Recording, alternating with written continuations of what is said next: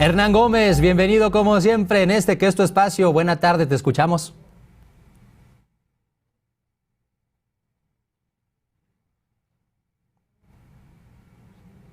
Creo que tenemos un problema con nuestro... Hola Carlos, querido público de La Octava y Radio Centro, ¿cómo están? En la conmemoración de la expropiación petrolera, a la que convocó el presidente López Obrador en el Zócalo capitalino el sábado pasado, generó controversia la quema de una figura de la presidenta de la Suprema Corte de Justicia, Norma Piña. Primero, convendría decir que incendiar representaciones de personajes en manifestaciones públicas es un hecho bastante común. Se han quemado figuras de muchos presidentes de la República, de México y del extranjero, y de políticos relevantes. Por ello creo que hay un poco de exageración en la narrativa que se ha hecho de estos sucesos por sí mismos. Quemar la figura de la ministra como una forma de expresar un descontento, un repudio, no nos sitúa al borde del fascismo, como algunos dicen.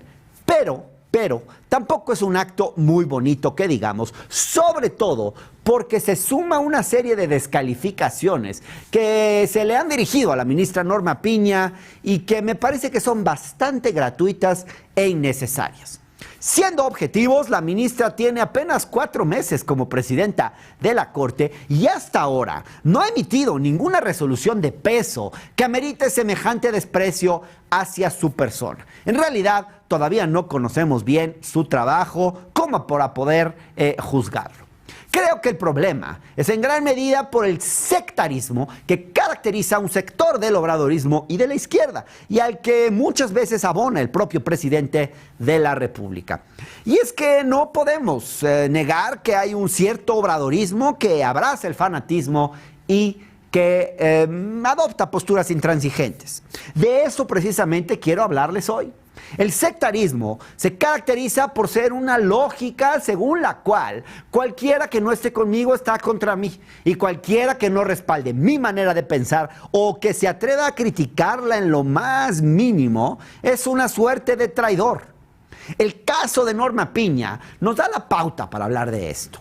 Después de todo, el único pecado de la ministra hasta ahora es no haber sido la favorita de López Obrador para llegar a ese puesto y no haberse supeditado a la autoridad del presidente.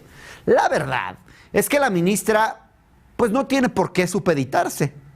Existe una autonomía de los poderes y ella pertenece a un poder independiente. Entonces, pues por las muestras de independencia que ha dado hasta ahora, que no son tantas tampoco, no podemos juzgarla. No es la primera vez que la 4T da muestras del sectarismo.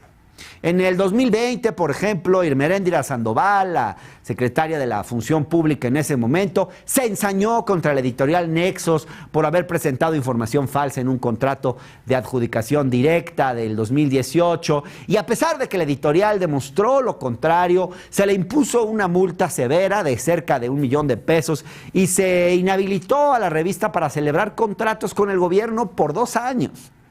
Otro ejemplo de sectarismo reprobable es haber exhibido el sueldo de los bienes e inmuebles de Carlos Loret de Mola.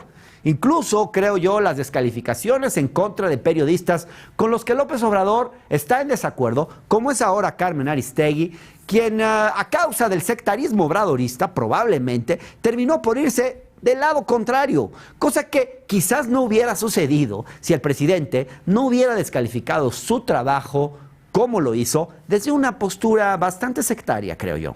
Incluso al interior de la propia 4T se ven posturas sectarias. Fíjense ustedes, ejemplo, pues son los desplantes que se le han hecho al canciller Marcelo Ebrard, cuando en mayo de 2022 un simpatizante de otra corcholata le gritó neoliberal, y otras descalificaciones más cuando lo escupieron en la marcha del cuarto informe de gobierno, y también hace un par de días que le aventaron un vaso de raspado al salir de Palacio Nacional. Esos acontecimientos no deberían ocurrir y son también muestra de sectarismo. Es necesario que este fenómeno de sectarismo sea revisado, porque no ayuda al movimiento que encabeza el presidente y tampoco ayuda al país, porque nos cierra a la crítica y posiciona por encima de todo y de todos una verdad única, inflexible e intransigente.